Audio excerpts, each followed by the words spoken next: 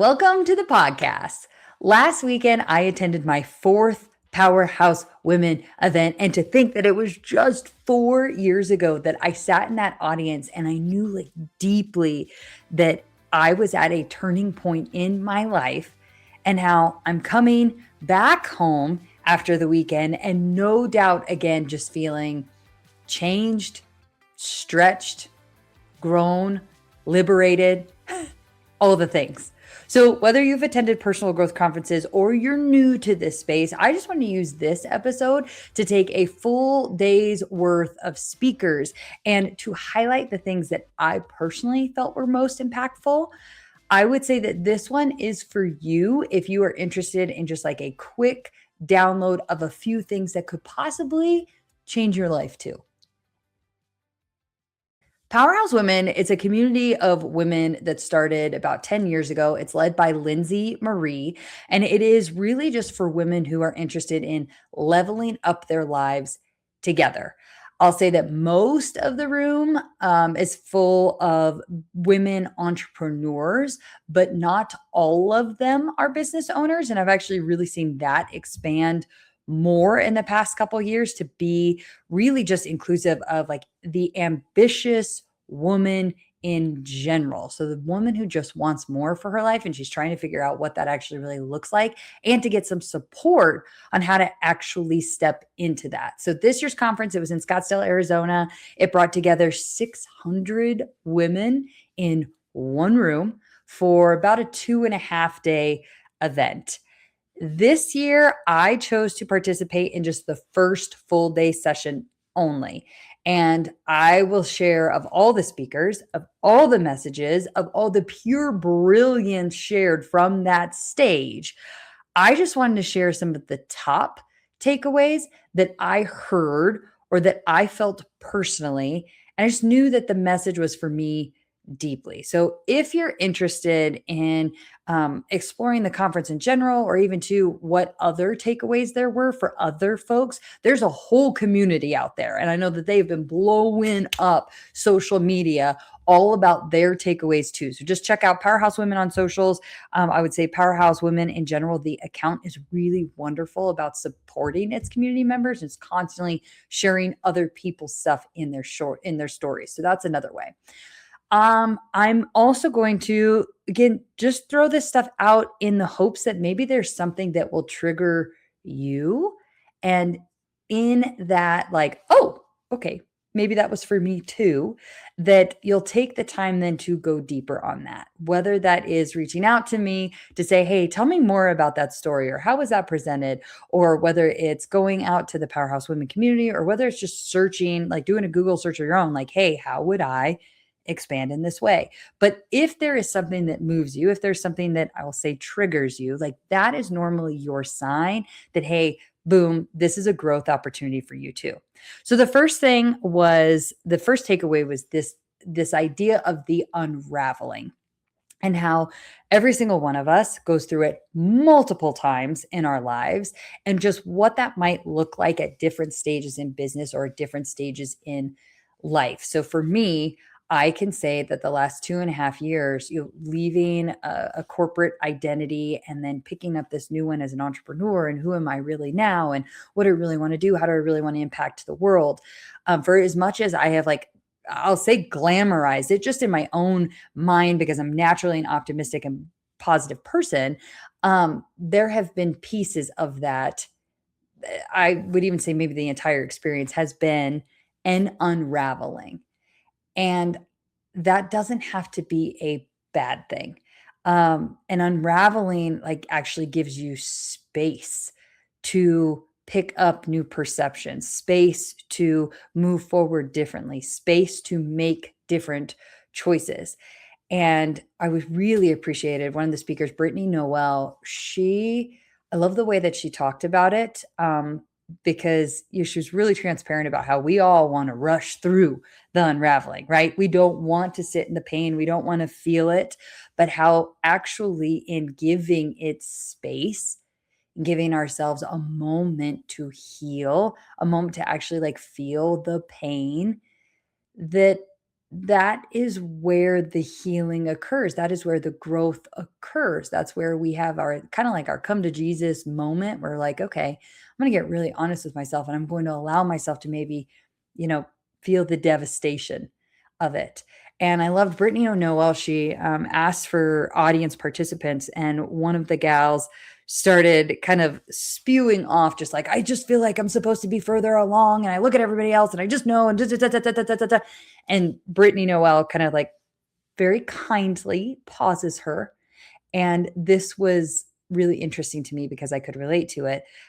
She mentions that that woman who was like trying to control the outcome, that I am showing up, I'm constantly doing this X and Y and Z, and I should be further along, that she's still operating from this like sense of urgency, must do, must be further along, like cut, dry, rigid type of posture.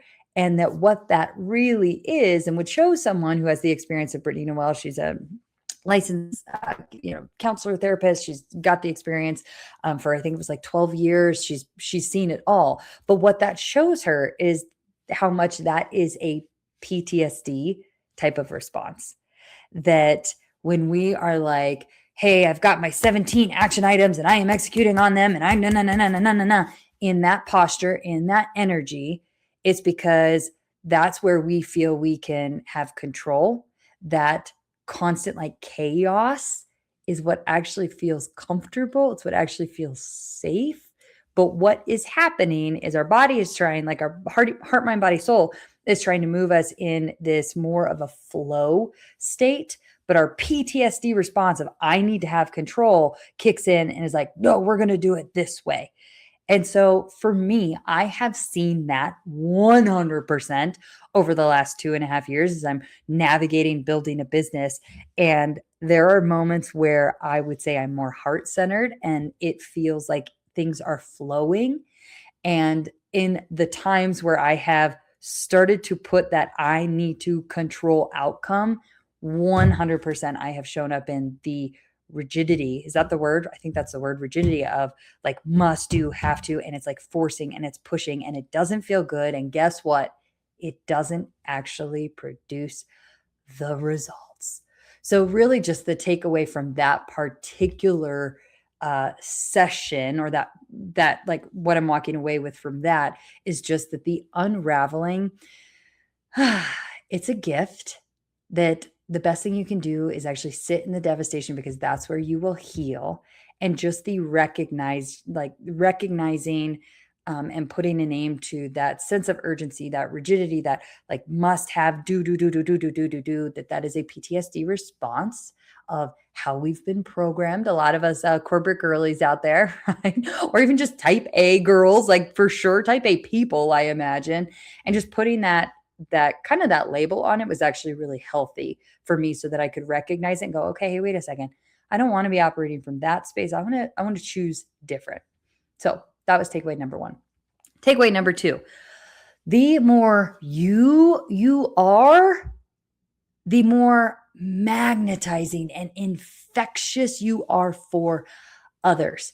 So I saw this so much in Shoshona Raven. She comes on, she literally commands the stage as if she is, in fact, a rock star. And she's telling her story. And I will tell you, there was I think people were afraid to breathe in the room because they didn't want to miss out on something that she was going to say, or even just her presence. And it was 100% because she was showing up in her fullest, most authentic, like infectious self. I think I saw someone put it online. Oh, one of their takeaways, they were like, Shoshona helped them see that you can let your freak flag fly and not give an F who sees it or what they care about. And I would say that embodied Shoshona's session for certain.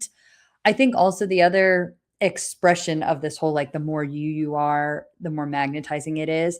So Lindsay Marie, the host herself, she came out, she started the entire day with no makeup on, in a black t-shirt, black leggings, no shoes. And why that is so significant is that this is a woman who is normally known for, I mean, people are asking her years in advance, what are you wearing to the next powerhouse? She's known for having just these incredible outfits and this fashion and this way about her.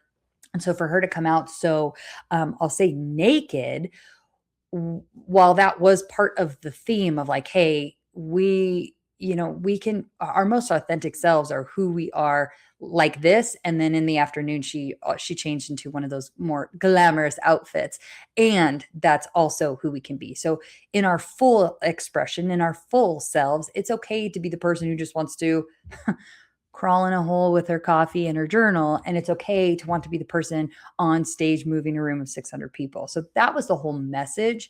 But as far as the like more you show up as, when Lindsay came out, no makeup on, just naked, basically, figuratively naked, the way that the audience and her community responded to that, it was wild to me because it was almost like women had never seen other women uh like not have a mask on almost.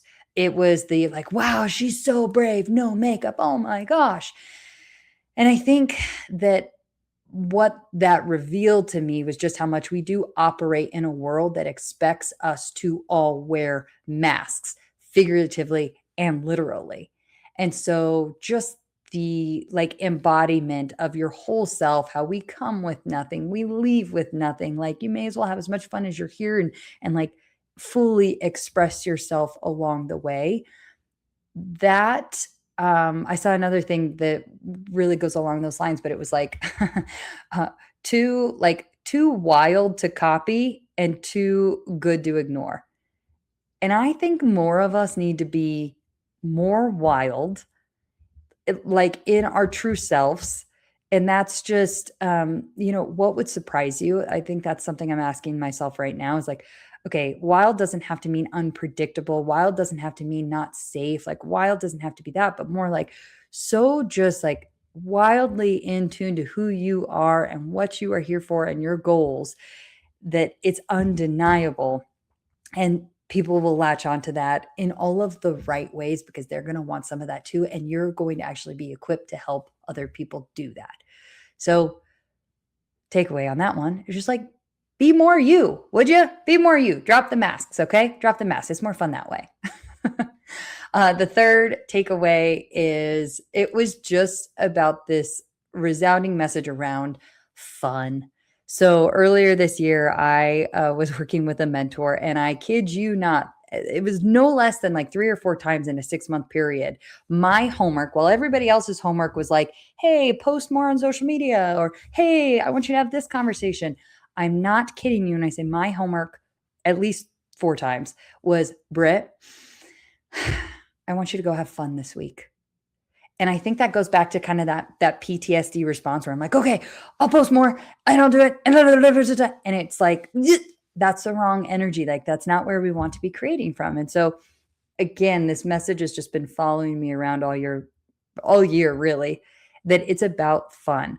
Like fun is quite literally the medicine. It's the secret. It's the key. It's the gold. It's all about fun. Like if at least once a day, we're not having that like, eeks, am I really doing this? Or eeks, is this really my life type of moment? Then we're missing. Like we're missing. We're just flat out missing the entire point of having a human existence. So for me, and this was with almost every single speaker, Catherine Zakina, Jessica Zawag, Lacey Green. I mean, every single one of them was just tapping into like, hey, I made more money when I was having more fun. I would like that. Let's do that. Right. So that was another one. Just, I've spent a lot of time on that this year and it was a good reminder. And I'm going to keep working on it because man, it's so much better to have fun while you're building a business and while you're building a life and while you're in transition. All right. Next takeaway. Oh, this one hurts so bad. This one hurts so bad. And also, I would say this was probably one of those like liberation moments. So it's just the whole idea that as you evolve, as you continue in your life journey, your past story has got to change too. So, what that means is I think a lot of us get stuck telling the same story. perfect example. I will use myself. Is like my story over the last 2.5 years has been, you know, corporate rock star, top of her game, voluntarily left to try entrepreneurship, best-selling author, podcast host, now on stages, now helping others build businesses and lives that they love too. Okay, awesome. Great. But I think about how many times I've told that same story over the last 2.5 years. And I do think that there has been a piece of me that has almost like felt stuck in that. Like, do I have to be, will I always just be the girl who left corporate to try entrepreneurship? Like, and, and again, growth, liberation. I believe our stories are meant to be used to help other people. Like our stories are meant to be leveraged for others. I think there's also like an identity attachment that happens to our past stories. So the takeaway for me was like, okay, a good check in is, am I evolving outside of just who I once was? Is like, am I doing things that we'll say scare me? Am I doing things that feel scary, that feel uncertain? Am I taking still risks, or am I trying to surprise myself? Like those things. Um, Also, I've kind of this motto, and I saw this was another one posted by someone else in the community. They were like, I think they said something to the effect of, currently on mission to make sure that my past is the least interesting thing about me. And it was like, when I read that, I was like, yes, that is so good. I want my past to be the least interesting thing about me, even though it is awesome. It is amazing. But I want the future. I want the things that I'm creating. I want what's ahead of me to be even better, even more exciting, even more fulfilling, even more aligned. And I think sometimes we get stuck a little bit in that past story, who we've been, what our story is so far, that we forget that where we're going is where like there's equal magic there too.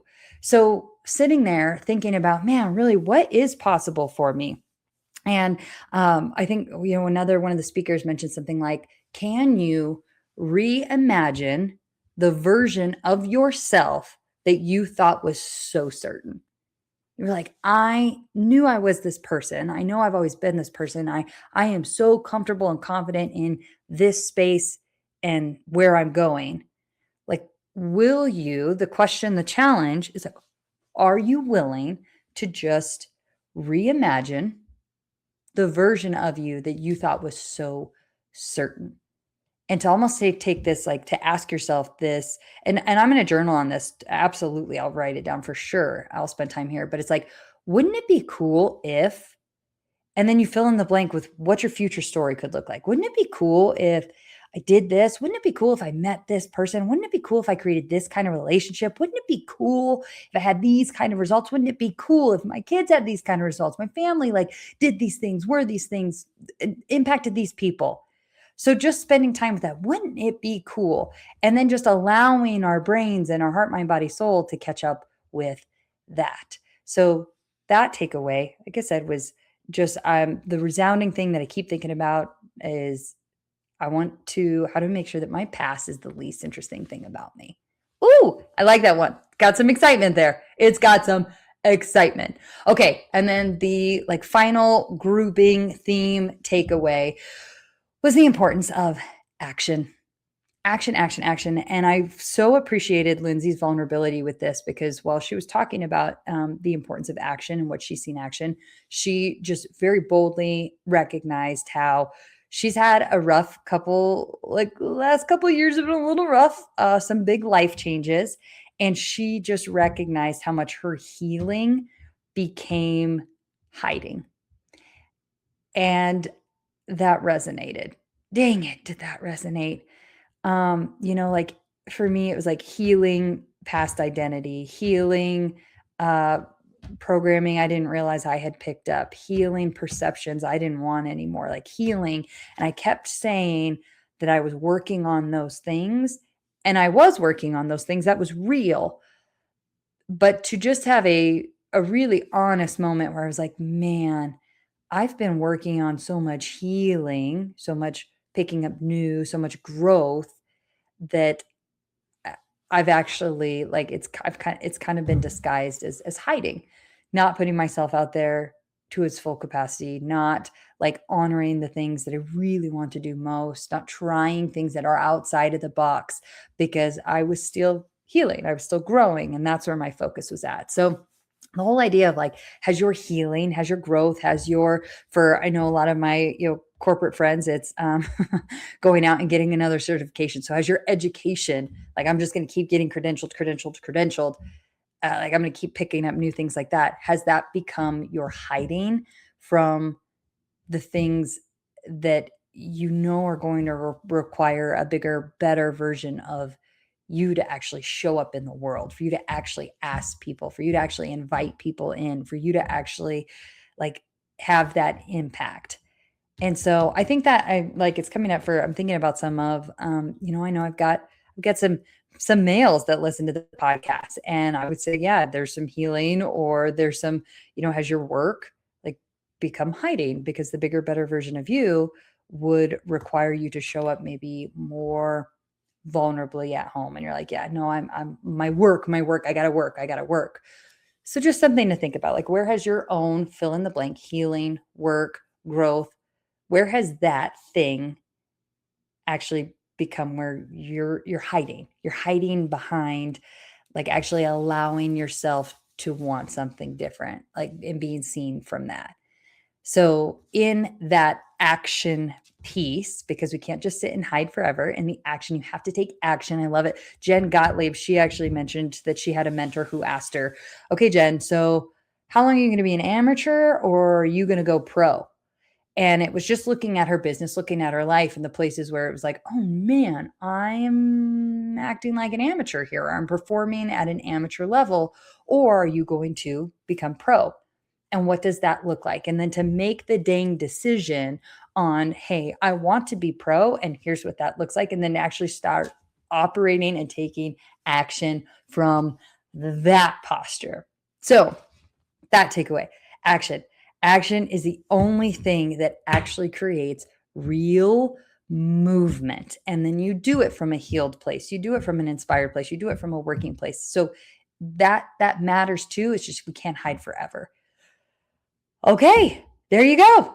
That's the raw, the real, the ramble.